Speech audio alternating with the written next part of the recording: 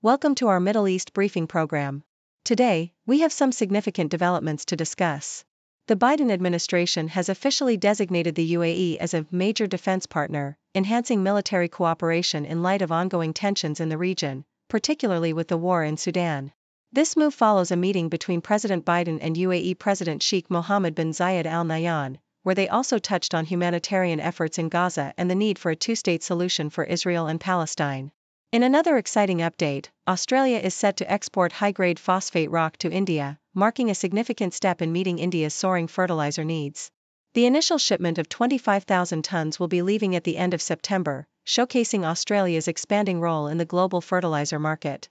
This deal is crucial as India relies heavily on imported phosphate, and it promises a bright future for both countries' agricultural sectors.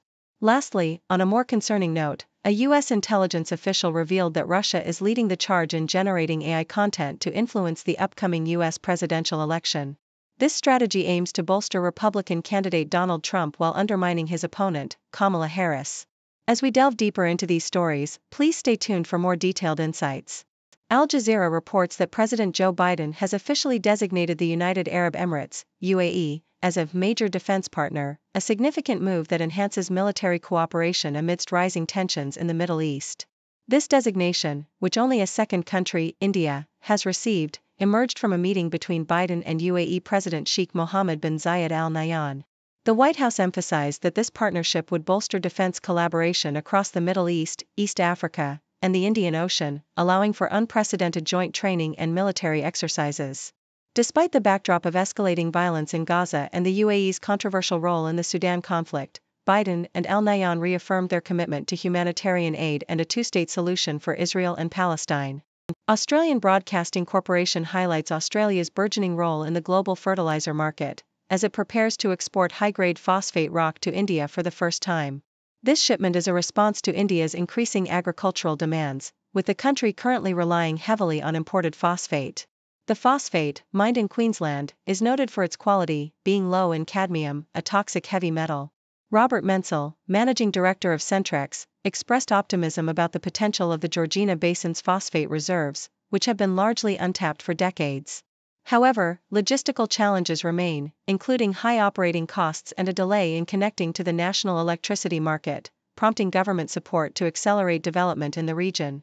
South China Morning Post reveals that Russia has emerged as the leading foreign power in generating AI content aimed at influencing the upcoming U.S. presidential election. A U.S. intelligence official disclosed that Moscow's efforts are focused on boosting Donald Trump's candidacy while undermining Kamala Harris and the Democratic Party through conspiratorial narratives.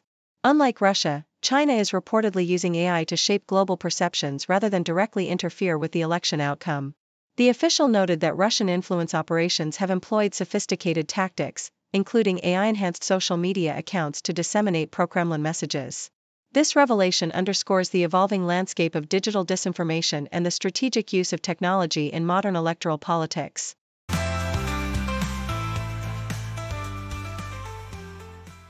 Deutsche Welle reports that the ongoing conflict between Israel and Hezbollah has escalated dramatically, with Lebanon's health ministry confirming 182 fatalities due to renewed Israeli airstrikes. The Israeli military has intensified its operations, conducting extensive strikes against Hezbollah positions and urging civilians to evacuate areas believed to house the militant group's infrastructure. The situation has led to widespread panic, as residents scramble to escape the violence, highlighting the severe humanitarian crisis unfolding in Lebanon. CNN provides insights into the role of artificial intelligence in foreign influence operations, particularly as the 2024 U.S. elections approach. According to a recent assessment by the Office of the Director of National Intelligence, while AI is enhancing the capabilities of foreign actors like Russia and Iran in their disinformation campaigns, it is not yet a revolutionary tool. The report indicates that these countries are attempting to leverage AI to target American voters with divisive content, including issues related to immigration and the Israel-Gaza conflict.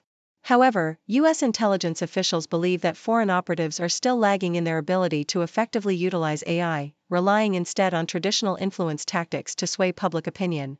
The New York Times details the catastrophic consequences of Israeli airstrikes in Lebanon, which have resulted in the deaths of nearly 500 individuals and left over 1,600 injured, marking the deadliest day of conflict since the 2006 war.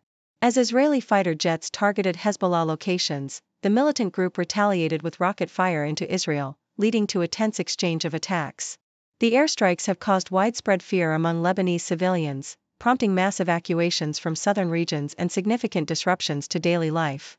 The grim toll of this violence underscores the ongoing instability in the region and raises concerns about the humanitarian implications for those caught in the crossfire.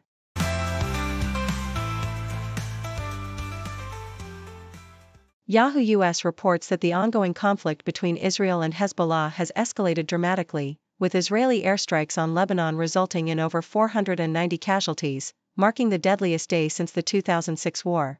These strikes follow a series of attacks on Hezbollah members in Beirut, leading to retaliatory actions from both sides. Israeli Prime Minister Benjamin Netanyahu has urged Lebanese citizens to evacuate, emphasizing the seriousness of the situation. The conflict has reignited fears of a broader war in the Middle East, with Hezbollah framing its actions as support for Gaza, while Israel aims to secure its northern border. The historical context of Hezbollah's formation during Lebanon's civil war and its alignment with Iranian interests adds complexity to the current tensions. The Australian Broadcasting Corporation highlights the humanitarian crisis unfolding in Lebanon as thousands flee the south due to relentless Israeli airstrikes targeting Hezbollah. The strikes have caused significant destruction, with reports indicating that many civilians have been caught in the crossfire, leading to a staggering number of casualties and injuries. Families are seen evacuating in panic, cramming their belongings into vehicles as they escape the bombings. The Lebanese government has activated temporary shelters to accommodate the displaced, while Israeli military officials assert that their operations are aimed at dismantling Hezbollah's military infrastructure. The situation remains dire, with ongoing fears of a ground invasion by Israel and the potential for further escalation. The Independent brings attention to an unrelated but notable blunder by Donald Trump's campaign, which mistakenly used an image of the country Georgia instead of the U.S. state in an advertisement targeting Georgia voters. This mix-up highlights the confusion between the two locations, which share the same name but are vastly different. The campaign's ad, viewed thousands of times, aimed to encourage voter registration but instead showcased the stunning Caucasus Mountains of the Eastern European nation. This gaffe underscores the challenges political campaigns face in effectively communicating with voters and the importance of accuracy in messaging.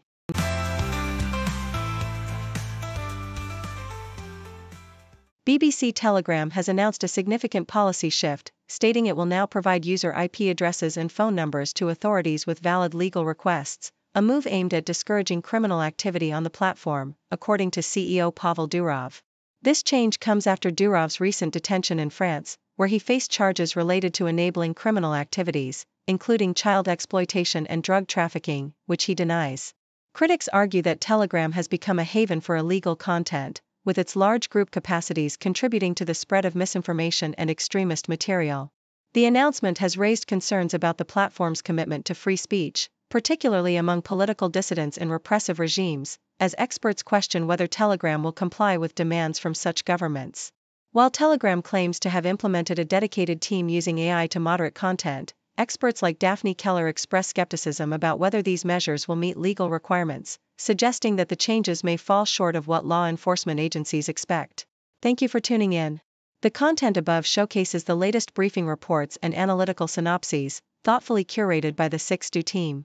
These insights stem from a wide array of reputable media outlets, think tanks, government sources, and specialized experts worldwide.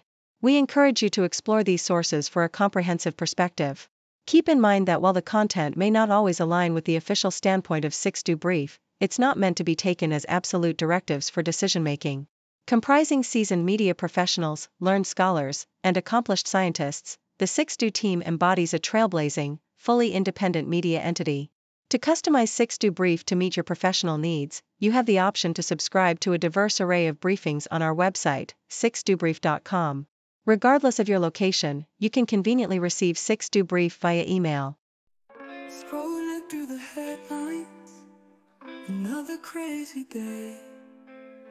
6 degrees of stories, connecting in their way. From the weather to the sports, and everything we see.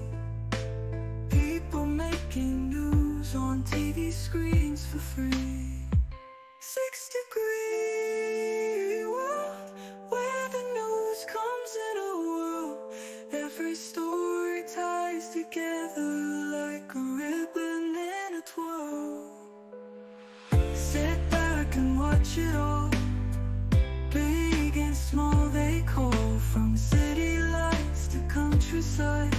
connected after all.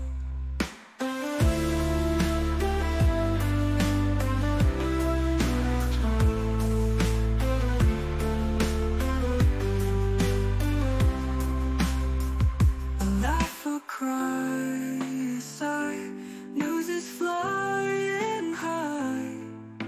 From city lights to countryside, we're connected after all. A laugh, a cry,